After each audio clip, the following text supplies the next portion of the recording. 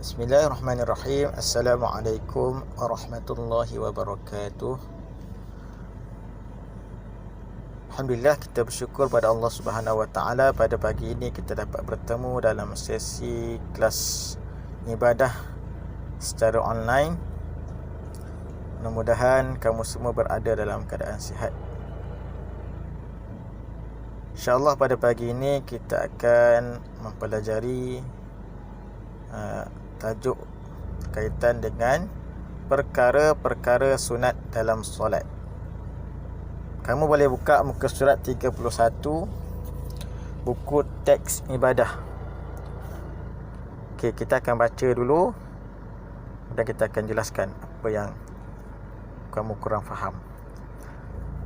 Kita tengok, terdapat beberapa perkara sunat yang jika dilakukan ketika di dalam solat akan diberi pahala, tetapi tidak pula berdosa jika ditinggalkan.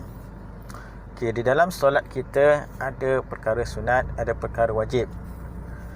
Dalam perkara sunat kita tahu jika kita buat kita akan dapat pahala. Sekiranya kita tinggal, kita tidak berdosa. Jadi dalam solat ni, sekiranya kita lakukan perkara tersebut, kita akan dapat pahala. Dan jika kita tinggalkan perkara tersebut, kita tidak berdosa. Okey. Sunat ini terbahagi kepada dua. Yang pertama, sunat hai'ah.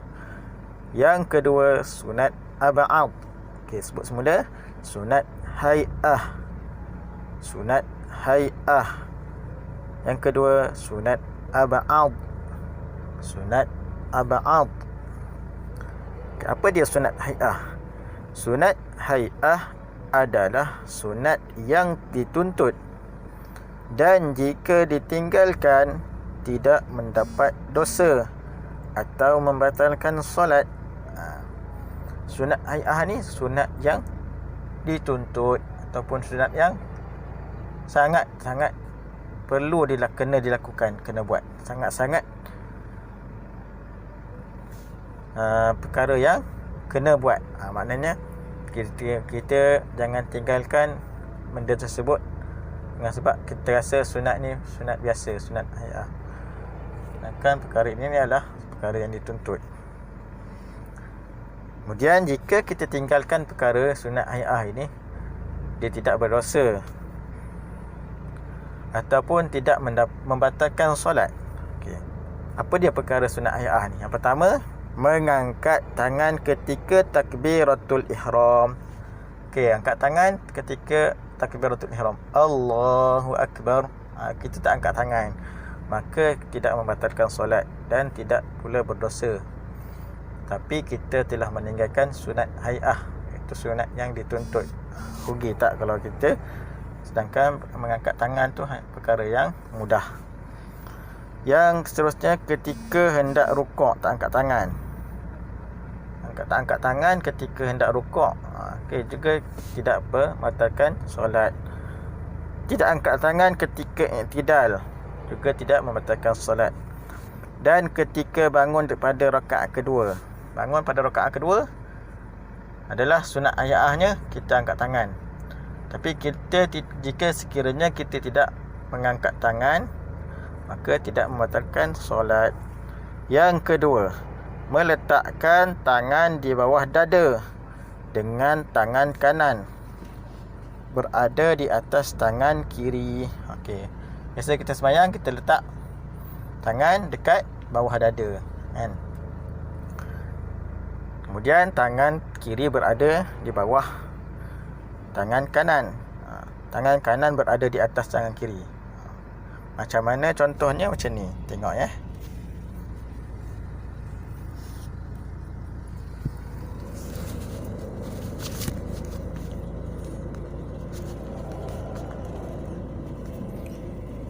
Okey, angkat tangan macam ni.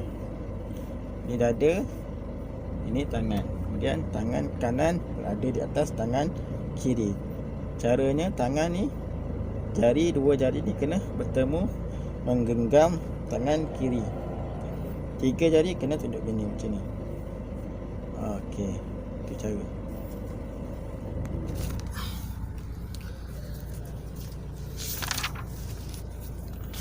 Seterusnya yang ketiga, membaca doa iftitah. Kita dah biasa baca doa iftitah. Okey, kita baca sama-sama. Allahu akbaru kabira walhamdulillahi katsira wa subhanallahi bukratan wa asila. Wajjahtu wajhiya lilladzi fataras samawati wal ard hanifan musliman wa ma ana minal musyrikin. Inna salati wa nusuki wa mahyaya wa mamati lillahi rabbil alamin. La syarika lahu wa bidzalika umirtu wa ana minal muslimin. Cuba perhatikan perkataan wa mahyaya. Okey. Wa mahyaya ni kadang-kadang ada mudi dengar ada bacaan kamu yang salah. Kamu sebut apa? Wa ma yahya. Cuba betulkan lepas ni. Sebut wa mahyaya wa mamati, bukan wa ma yahya. Salah. Yang betulnya wa mahyaya wa mamati. Wa mahyaya wa mamati lillahi rabbil alamin. Okey. Boleh betulkan lepas ni. Okey, yang keempat. Okey, yang ketiga tadi kita tidak membaca doa iftitah. Kita tahu membaca doa iftitah ni adalah sunat hai'ah. Sekiranya kita tidak baca doa iftitah, maka tidak membatalkan solat.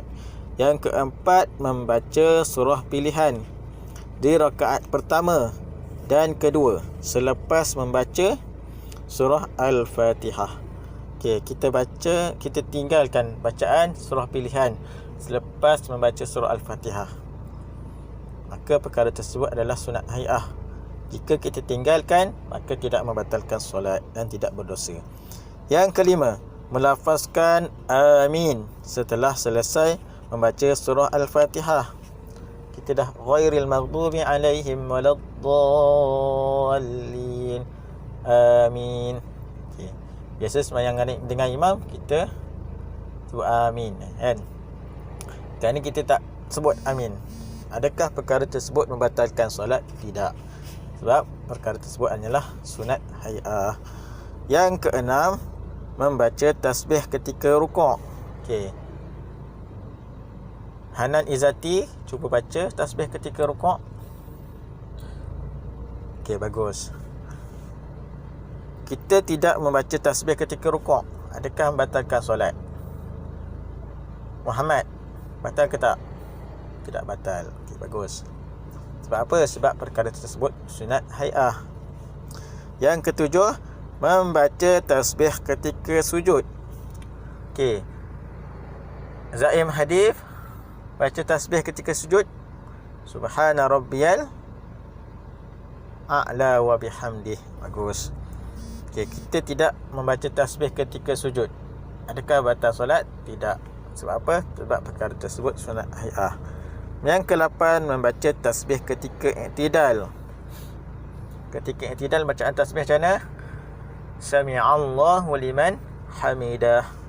Kita tidak baca tasbih ketika i'tidal, maka perkara tersebut tidak membatalkan solat. Yang ke-9, duduk iftirash.